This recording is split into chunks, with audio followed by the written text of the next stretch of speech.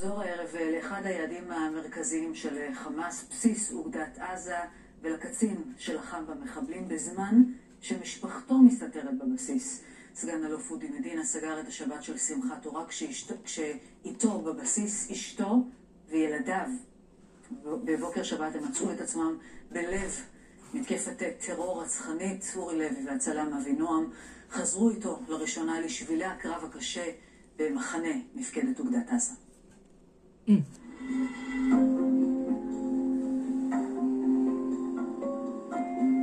שבועיים אחרי זה נראה כמו מתחם מבוצר. טובי לוחמינו ערוכים ומוכנים בכניסה למפקדת האוגדה. לא כך היה בשבת השחורה. בסך הכל נראה פסטורלי כאן. עכשיו נראה הרבה יותר רגוע. ערב חג. אתה מבין את המשפחה, להיות באותה סוגר, זה נקרא ככה, נכון? בשפה שלו, סוגר שבת? בדיוק. אז אני הייתי פה במשפחה, האמת שהמשפחה שלי מאוד אוהבת לבוא לפה. רוב השבת... שזה מה? אשתך? אשתי ושלושת ילדיי. אכלנו ארוחת ערב בחדר אוכל, כמו בכל יום שישי. אפילו אחרי זה ישבנו עם הקצינים באזור המגורים, ועשינו עונג שבת, צחקנו. רק מעטים סגרו אז שבת, ולגל המחבלים המתקרב המתינו בעיקר תומכי לחימה וקציני מטה, ביניהם סגן אלוף אודי מדינה, קצין משאבי אנוש אוגדתי. מתי אתה רואה אותו בשבת? אני האמת בשלב הזה, אני יוצא לאזור החמ"ל, יצאתי עם האקדח שלי, עוד לא היה לי את הנשק הארוך. אני רואה חבורה של איזה בין 10 ל-15 מחבלים, יורים, וכבר החבר'ה שלנו גששים שנמצאים פה ועוד אנשים בודדים, מנהלים איתם קרב ירי, גם מהחומה הזאת וגם מהחומה הזאת.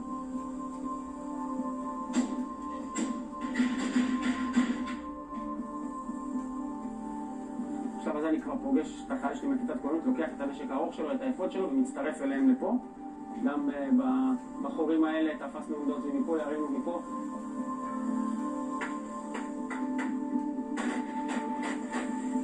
בזמן הזה מפוצצים במקביל מטענים, RPG ורימונים שיש להם, וממש ניהלנו קרב יריות מאוד מאוד כיף. מהש"ג לא נכנסו חברים. אבל המחבלים מצאו מהר דרך לפרוץ למחנה. הם הגיעו למגרש חניה פה, הם התארגנו פה עם כוחות, גם הגיע כוח נוסף שלהם, אני זיהיתי לפחות עוד טנדר נוסף עם מחבלים עליו. פה הם פרצו את הגדר, ו20 מחבלים שנכנסו פנימה, חלקם הגדול הלך לאזור המגורים. שזה לא הייתה משימה מורכבת מדי לחתוך את הגדר. כשאין לך מספיק כוח הגנה פה שיהיה מפוזר בכל הבסיס, אז הם הצליחו לצערנו לחדור פה.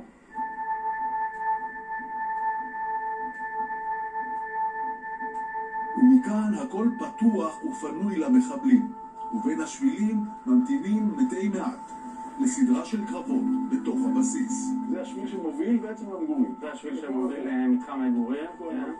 ירו פה RPG, וזרקו רימונים לאזור הזה.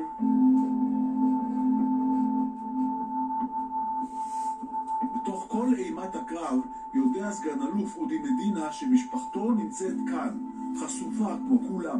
זה המגורים שלנו פה, אשתי והילדים ואני. לא, הם לא היו כל הזמן פה. סער, חבר שלי שנהרג, יאמר לזכותו, אמר לי משפט שכנראה הציל את המשפחה שלי. הוא אמר לי, תביא את המשפחה שלך לחמ"ל. ובשלב הזה באמת בין לבין הנפילות של הטילים, אז לקחתי את המשפחה ושמתי אותה בתוך החמ"ל, וזה הרבה לזכותו. בתוך החמ"ל מתבצרים חלק מהלוחמים, ואיתם מפקד האוגדה, שהיה שם וניהל את הקרב. בשטח אין כמעט התנגדות, והמחבלים מגיעים למגורי הבנים. אין נכנסו מכאן? כן. מגורי בנים לכאן? כן. רוב האנשים שישנים פה בחדרים זה תומכי לחימה, שלרובם הגדול לנשק. זה התא שירותים, הם הגיעו לפה, כן. וכאן בחרו לא מעט מהלוחמים ותומכי הלחימה. הלוחמים שלנו תפסו עמדות בפנים, בתוך תאי השירותים. בתוך השירותים תפסו עמדות כדי גם לנסות לתפוס אותם דרך החלון, וגם להמתין להם ולערוב להם כשהם באים.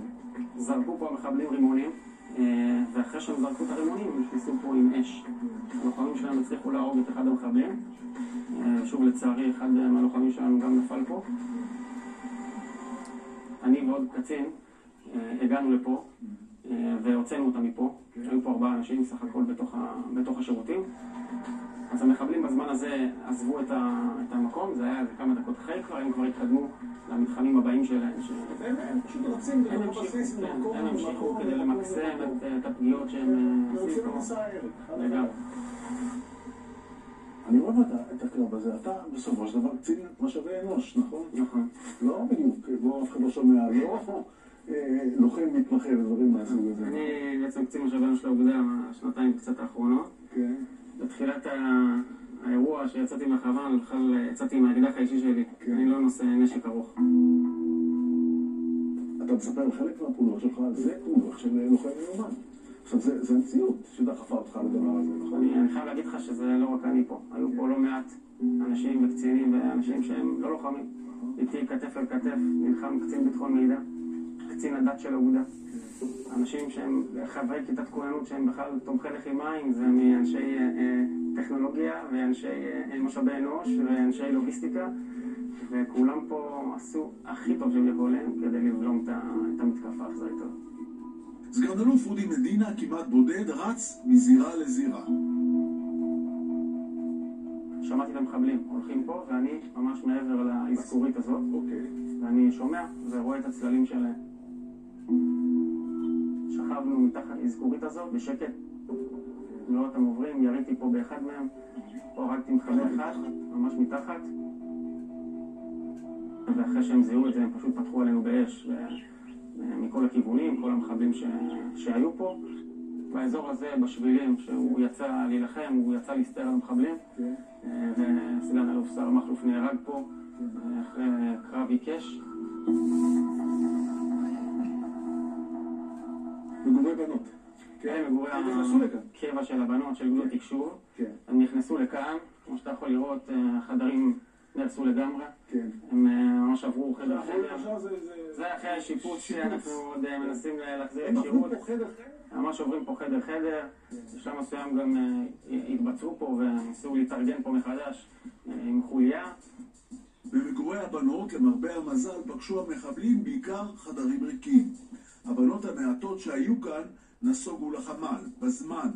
כמות הירי לעבר החדרים הריקים הייתה עצומה.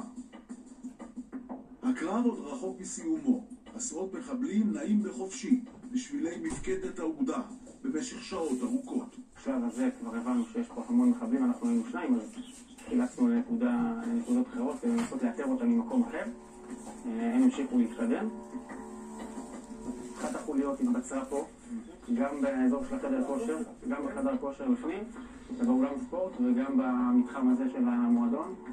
חדר הכושר הזה הוא פאר היציאה של זה, אתה רואה פה את כל החלונות.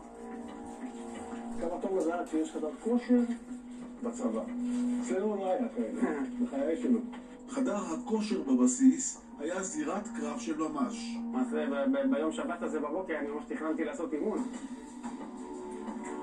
וכך גם אולם הכדורסל הסמוך.